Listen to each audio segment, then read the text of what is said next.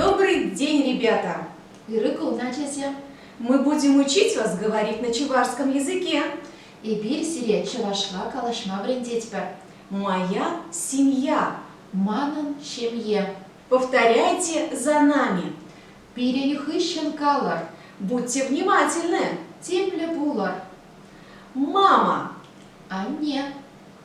папа, брат, сестра, дедушка, бабушка. Молодцы, ребята! У нас большая семья.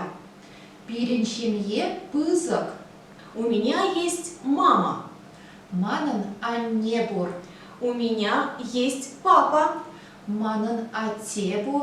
У меня есть сестра. У меня есть брат. У меня есть дедушка. У меня есть бабушка.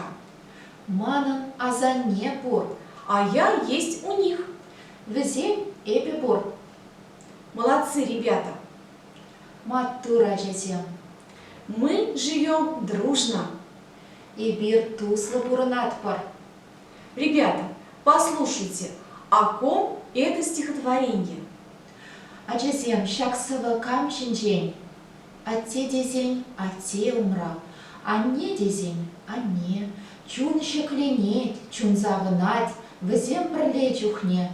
Стихотворение о папе и маме. Молодцы, ребята! Правильно! Сегодня мы говорили о семье, ребята. До свидания, ребята!